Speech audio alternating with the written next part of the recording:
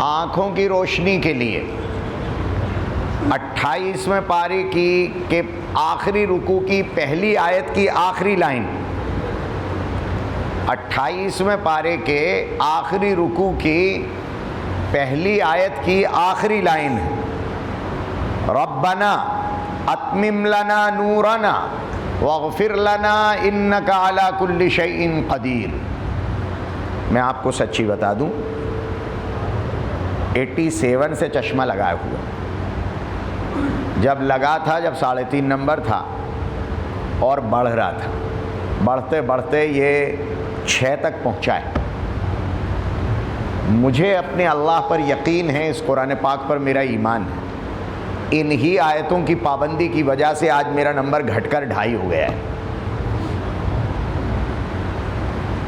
آج بھی پڑھتا ہوں میں انہیں پابندی سے، اس کے علاوہ کوئی دوا نہیں کی ہے، صرف 2 ہی دوائیں ہیں میرے پاس، چمڑے کی چپل پہنتا ہوں سڑی بسی، اور یہ آیت پابندی سے پڑھتا ہوں صبح بھی شام بھی۔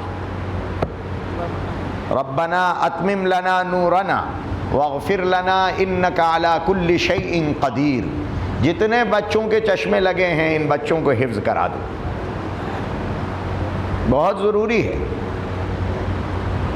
جن کی آنکھوں میں موتیا آ جاتا ہے، موتیا کا آپریشن تو ہوگا، اپنی جگہ ہوگا، ریٹینا کھسکنے لگتے ہیں، یہ سب شکایتیں ہوتی ہیں۔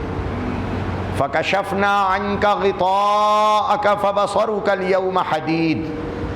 یہ آیت، یہ جو ربنا اتمم لنا ہے، یہ 3 بار پڑھنے کی ہے، صبح بھی شام میں بھی، اگر ہو سکے تو انگلی پہ پھونک کے لگا لینا، ورنہ پڑھنا تو ہے ہی آنکھ کی نیت سے۔ ہم نے بہت سے بزرگوں کو اس پر عمل کرتے ہوئے دیکھا ہے۔ ربنا اتمم لنا نورنا واغفر لنا انک علی کل شیء قدیر۔ اور آگے کی بتا دے، اس کو آخرت کے نور کی نیت سے پڑھنا، دنیا کا نور تو مل ہی جائے گا، لیکن آخرت میں جب اندھیرے ہوں گے تو راستہ بھی مل جائے گا انشاءاللہ۔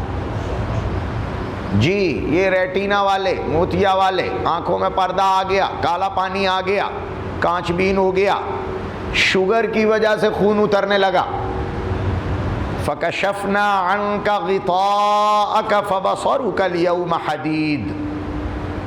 یہ آیت ہے 26ویں پارے میں، سورہ قاف کی، 26واں پارہ سورہ قاف۔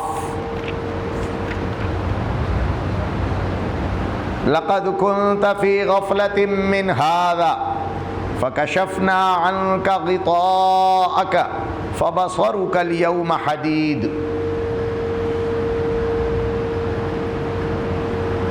یہ آیت ہے 21 اور 22 نمبر سورہ قاف کی، 21 اور 22 نمبر کے درمیان کی آیت سورہ قاف میں۔